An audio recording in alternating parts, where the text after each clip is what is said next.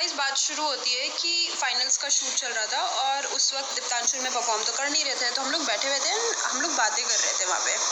तो वहाँ पे इसने मुझे सारी चीज़ें बताई कि कैसे मैं 4 नंबर हूँ, मेरी गर्लफ्रेंड जो है वो 9 नंबर है।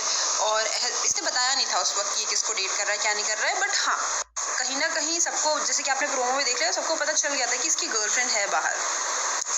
तो इसने मुझे ऐसे बताई सारी चीज़ें। फिर जब फाइनल्स का शूट हो गया, फिर हम लोग वापस विला गए और विला जाने के बाद ये बंदा, हम लोग सब बैठे हुए थे, तो इस बंदे ने मुझसे, मेरी इससे कॉन्वर्सेशन हुई, हम दोनों जब वहाँ पे थे, तब इसने ये चीज़ बोली कि मैं एक लड़की को डेट कर रहा हूँ जिसके 6-7 मिलियन फॉलोवर हैं, ऐसे वैसे फलाना ढिमाका, वो इंदौर से ही है, वैसे वो रहने वाली हिमाचल की है, मतलब पहाड़ों की कहीं की, ऐसे कुछ बताया था उसने। तो मैंने गेस किया, मैंने कहा Aryanshi, and is like yes please किसी को बताना मत। मैंने कहा चल ठीक है। अभी उसके बाद ये बंदा, मतलब बातें यहाँ पे ख़त्म नहीं होती है। देन इसने मुझे बताया कि ये स्प्लिट्स में जब आने वाला था तो इसने अपनी गर्लफ्रेंड को बताया और इसकी गर्लफ्रेंड ने इसको मना कर दिया कि तू मत जा। तो ये इसका कोई जाने का प्लान नहीं था और इसने मना कर दिया था कि भाई, मतलब होल्ड पे रख दी थी उस चीज़ को कि मैं हाँ ही नहीं करूँगा, क्योंकि वो मना कर रही है जाने के लिए कि डेटिंग शो है, ये है वो है। लेकिन पता नहीं क्या हुआ कि उसकी बंदी ने उसको बोला कि देख, कभी ना कभी हम हमारा रिलेशन डिस्क्लोज करेंगे ही, तो तू स्प्लिट्स में जा, अदरवाइज सब लोग ये सोचेंगे कि भाई तू मेरी वजह से फेमस हुआ है। तो तू स्प्लिट्स में जाएगा तो सब लोगों को ये भी लगेगा कि भाई तू भी कुछ करता है और तू अपनी वजह से फेमस है, मेरी वजह से नहीं। बट उसके बाद दीप्तांशु कन्विंस्ड नहीं था और उसको ऐसा लग रहा था कि कहीं ना कहीं कि यार मैं इसके साथ गलत कर रहा हूँ, मुझे नहीं जाना चाहिए। देन एक दोस्त आती है जिसको इसकी गर्लफ्रेंड कॉल करती है कि प्लीज़ तो दीप्तांशु को मना स्प्लिट्स में जाने के लिए। और गेस वो दोस्त कौन है? निहारिका तिवारी। निहारिका तिवारी ने दीप्तांशु को कन्विंस किया कि स्प्लिट्स में जा, बट उसने बोला कि यार डेटिंग शो है ना, ऑल सारी चीज़ें। उसने बोला तो क्या हुआ, अपन दोनों पेयर करेंगे। So if you will see कि सबसे पहले ये दोनों आके ऐसे रिएक्ट करते हैं, अरे मुझे तो ये पसंद है या मुझे तो ये पसंद है, उसकी स्माइल मुझे अच्छी लगी, सारी चीज़ें। एंड ये बंदे ने मुझे ये बोला कि लिटरली इस बंदे के ये वर्ड्स थे कि निहारिका इतनी हरामी है कि ये बंदी मुझे पिछले 15-20 दिन से कन्विंस कर रही है, जितने भी टाइम से इसकी गर्लफ्रेंड ने बताया इसको कन्विंस कर रही है कि तू स्प्लिट्स में जा, बट इसने एक दिन पहले बताया कि मैं भी स्प्लिट्स में जा रही हूँ। एंड ये बंदा बोल रहा है कि यहाँ पे इतनी सती सावित्री बन रही है, इसका खुद का एक बॉयफ्रेंड है बाहर जिसका नाम परीक्षित करके है, और ये सबके सामने इतने कूल बन रही है कि अरे मैं तो ये हूँ वो हूँ। क्योंकि वहाँ पे बैठ के थोड़ी देर पहले ही निहारिका ने ये चीज़ बोली थी कि सौरभ जैसे लड़के को तो मैं मूवी ना लगाऊँ एंड ऑल, और सब बाहर जाके सबको ब्लॉक कर दूँगी एंड ऑल सारी चीज़ें। तो वहाँ पे दीप्तांशु ने मुझे ये चीज़ बताई, बट ये चीज़ क्लियर कब हुई, जब उसके खुद के कनेक्शन ने मुझे ये चीज़ बोली कि मैं जानता हूँ कि वो ऑलरेडी बाहर एक लड़के को डेट कर रही है, उसका नाम परीक्षित नेजाई है। आई एम नॉट श्योर नाम क्या है क्या नहीं है क्या, बट इन लोगों ने मुझे एग्जैक्ट ये नाम बताया है। मुझे नहीं पता ये बंदा कौन है, और रियली सॉरी कि मुझे ये चीज़ बोलनी पड़ रही है, बट मुझे ये चीज़ बताई गई थी। और दीप्तांशु ने मुझे श्योरिटी के साथ बताया, दीप्तांशु ने मुझे ये बताया ये बहुत घूमती है उस बंदे के साथ जाके, और ना वो कुछ एजेंसी में वीडियोग्राफर था, तो मतलब उसने कुछ ऐसा बताया था कि उसके थ्रू घूमती थी या पता नहीं जो भी था, बट ये उसके साथ घूमने बहुत जाती थी। और उसने बोला तू चाहे तो बाहर जाके उसकी प्रोफाइल में चेक कर लेना। And I was like okay, but जो भी है, वहाँ पे इस बंदे ने मुझे ये सारी चीज़ें उसके बारे में बताई थी। और भी बहुत कुछ है, इवन जो नेक्स्ट स्टोरी आएगी वो उसके बारे में बताती हूँ। वो है सौरभ बेदी के बारे में, कि इन्होंने अपनी कनेक्शन के बारे में क्या बोला है। तो जो लोग मुझे ये बोल रहे हैं कि भाई सौरभ बेदी तुम्हें ये बोल रहा है वो बोल रहा है, दीदी तुम जवाब दो। देखो यार, सबसे पहली बात, उसने अपने 9 साल के रिलेशन को रिस्पेक्ट नहीं करा। आप उससे रिस्पेक्ट लेके कौन सा, मतलब कोई अवार्ड मिल जाएगा आपको या क्या हो जाएगा। सेकेंड चीज़, ये बंदा जब तक शो चल रहा था ना, तब तक सबके पास जाता था, बोलता था क्या निहारिका मेरे साथ बाहर रहेगी बाहर रहेगी बाहर रहेगी, ये सारी चीज़ें इस बंदे ने बोली।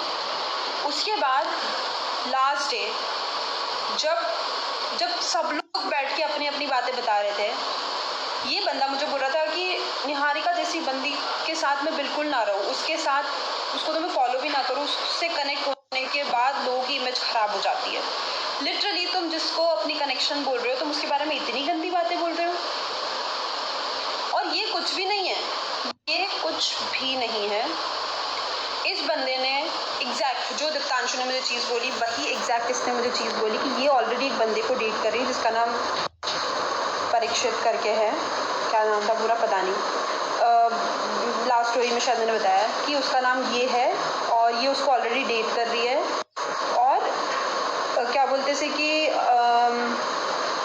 इसने मुझे एक और स्टोरी बताई और वो ये थी कि ये कोई तो एक ट्रिप गई थी जहाँ पे कोई हिमांशु कोहली नाम का बंदा था जिसको ऑलरेडी 3 साल का रिलेशन था, उसके साथ इसका कुछ तो सीन था वहाँ पे और इसकी वजह से उस बंदे का 2-3 साल का रिलेशन कुछ टूट गया निहारिका की वजह से। ये सारी चीज़ मुझे सौरभ ने बताई है। And I was nice. और ये सब कुछ भी नहीं है। हाँ, दिस गाय मतलब मेरे पास इसके लिए शब्द नहीं है कि मैं क्या बोलूँ। ये इतनी गंदी तरीके से लोगों के बारे में बात करता है।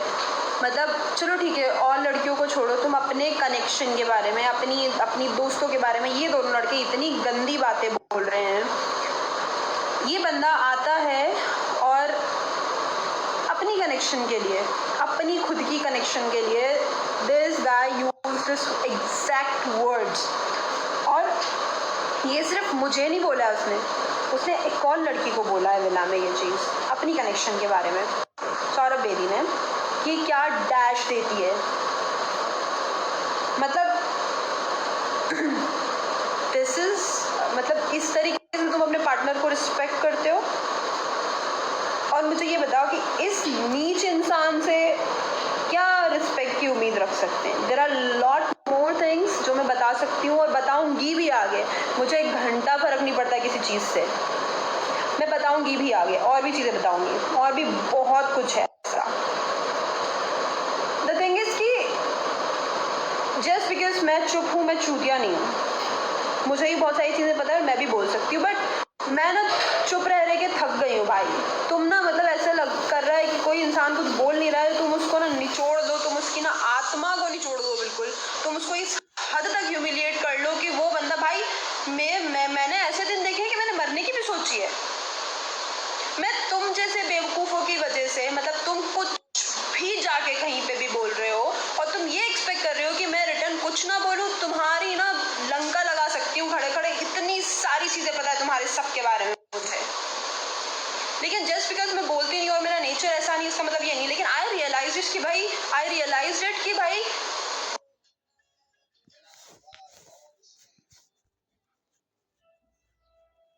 होता है ना कि सीधा पेड़ सबसे पहले काटा जाता है। तो इन लोगों को सबको ये लग रहा है कि भाई ये तो कुछ बोलेगी नहीं या करेगी नहीं।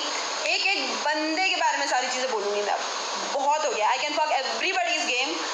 मैं जानती हूँ अच्छे से ये चीज़ और सबको सारी चीज़ें पता होती है, लेकिन अब मैं चुप नहीं रहूँगी। भाड़ में जाओ, जिसको जो करवाना है करो। क्या सारी चीज़ें बची भाई। तुमने कैरेक्टर असैसिनेट कर लिया, तुमने सारी चीज़ों सारी हदें पार कर दी। मैं बेवकूफ़ नहीं हूँ। और मैं यहाँ पे किसी के वैलिडेशन के लिए नहीं बैठी हूँ। मुझे किसी से कोई फ़र्क नहीं पड़ता, मुझे घंटा फ़र्क नहीं पड़ता किसी चीज़ से।